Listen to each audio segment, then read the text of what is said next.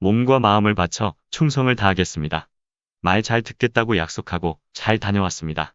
어떻게 충성할 것인지 상세히 보고 드리고 왔습니다. 이준석 대표가 얼마 전 방미 일정을 마치고 돌아왔습니다. 국민의힘 지도부가 공항에서 인터뷰에서 밝힌 내용입니다.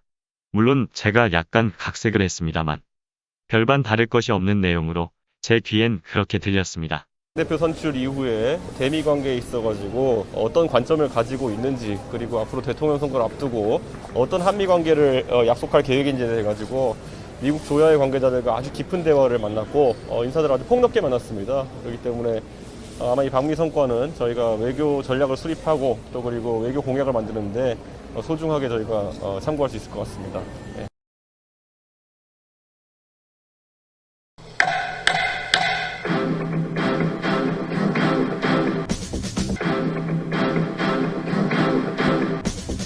우리가 집권하게 되면 한미 관계를 어떻게 할 것인지 여러 분야, 여러 계층의 사람들에게 소상히 설명해 드리고 왔다.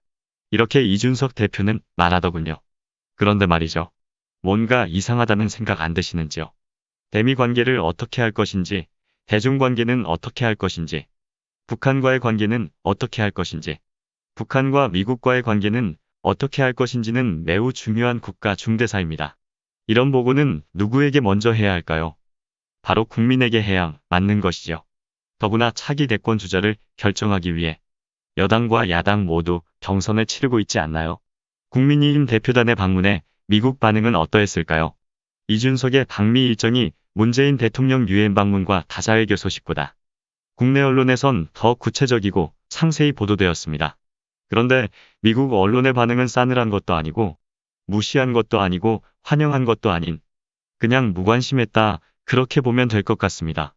강대국 순위 세계 9위의 국가이며 선진국으로 공식적으로 인정받은 대한민국 제1야당 대표단이 왔는지 갔는지, 누구를 만나 무슨 이야기를 했는지 어떤 언론도 미국에 소개해주지 않았습니다.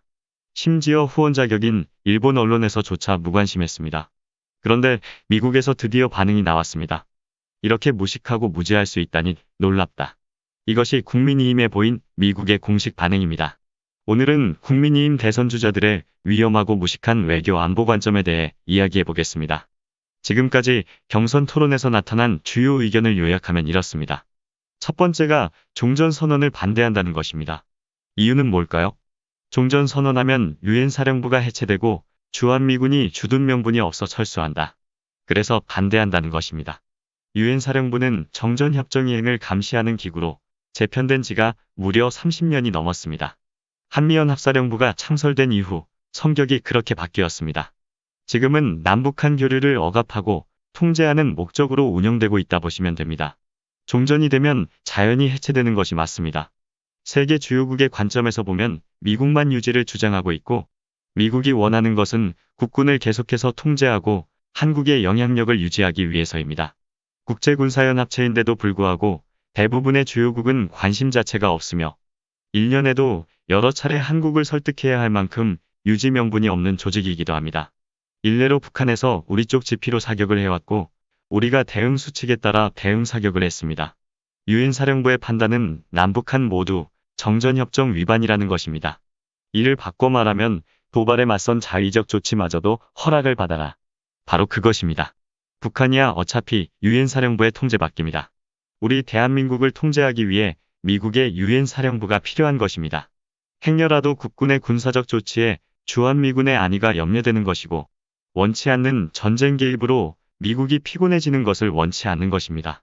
그리고 가장 중요한 이유가 있습니다. 남북한이 가까워지는 것을 막겠다는 것입니다.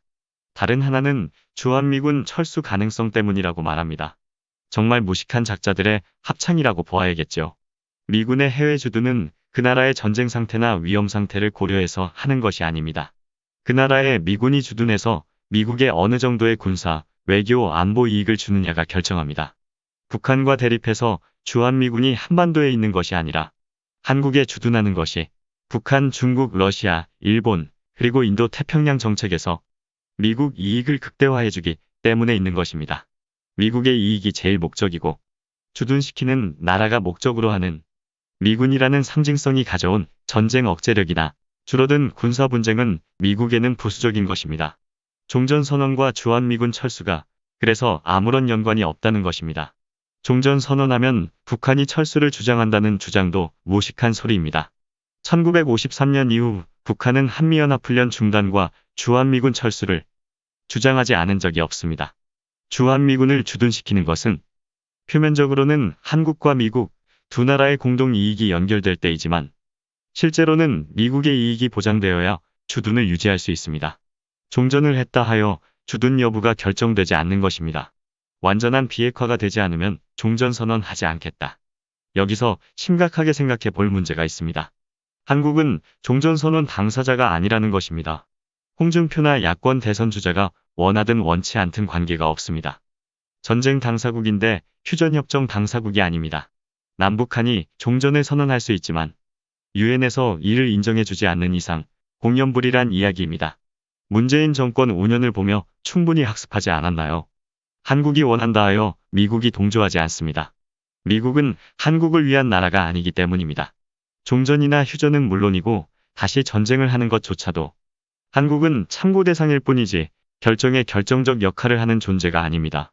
그런 위험성 때문에 문재인 정부가 5년 동안 심혈을 기울인 것이 한반도에서 한국의 결정권을 미국에 각인시키는 것이었습니다. 한국이 허락하지 않으면 미국은 그 무엇도 해서는 안 된다는 것입니다. 이제 겨우 그 정도를 미국에서 인정하게 되었습니다. 같은 조건, 같은 처지에서 대한민국이 어떤 위상으로 상대국에 각인되는가? 중요한 것은 이런 것입니다.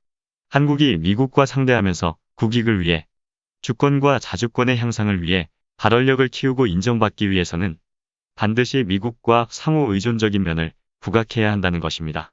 미국의 일방적인 의존이나 양보를 또 다시 하게 되면 그것도 미국이 기대하지도 않았는데 한국이 알아서 주권적 결정을 미국에 맡기는 오류를 또다시 하게 되면 정확히 5년 전의 과거로 돌아갑니다.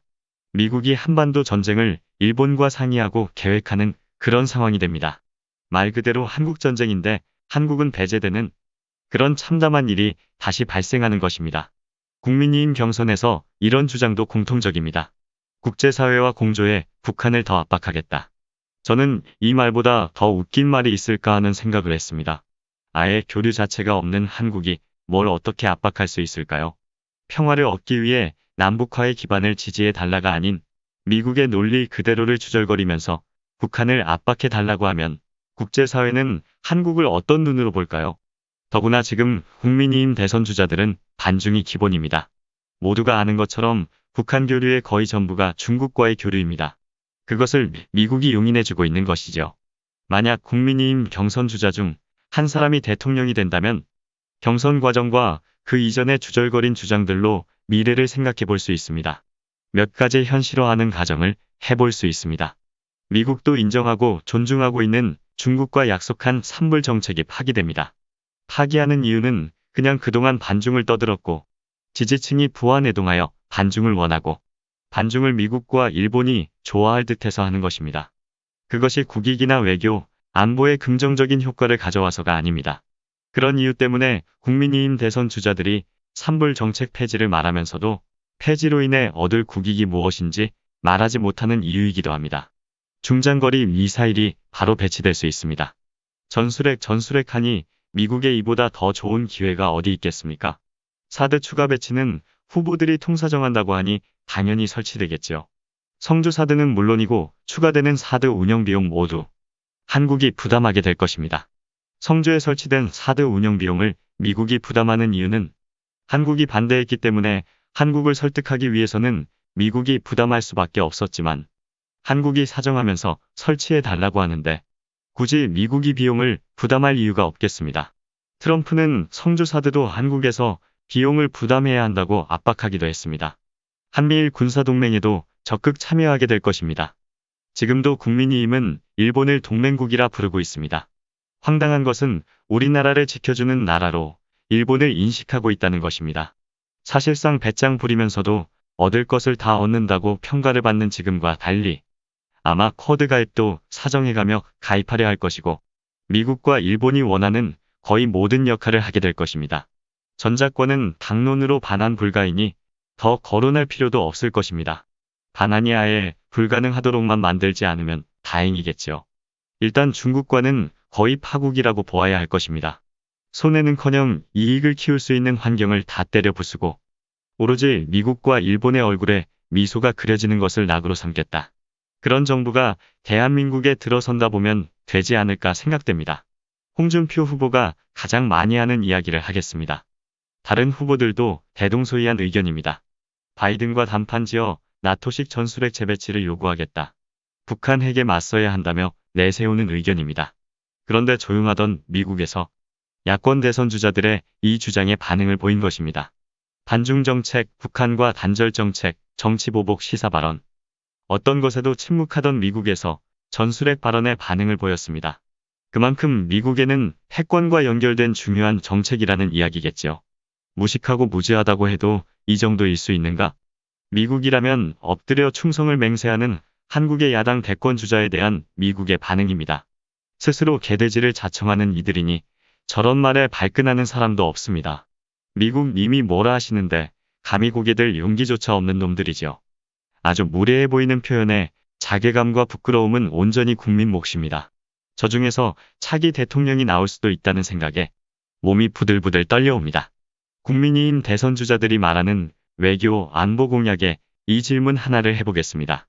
당신들이 그랬는데 미국이 반대하면? 미국이 아니라고 하면? 당신들이 말하는 것과 다른 선택을 미국이 하면? 그 다음엔 뭘 해야 하는지 준비된 것이 있느냐라는 질문을 해보고 싶습니다. 모든 것은 굳건한 한미동맹과 한미일 삼각동맹을 위해 미국과 일본이 정해주는 대로 하겠다. 설마 이렇게 대답하는 것은 아니겠지요라고 말하고 싶지만 그렇게 생각한다고 보는 것이 더 설득력 있어 보이는 건 아마도 저뿐만이 아닐 것입니다. 오늘 영상은 여기까지입니다. 고맙습니다.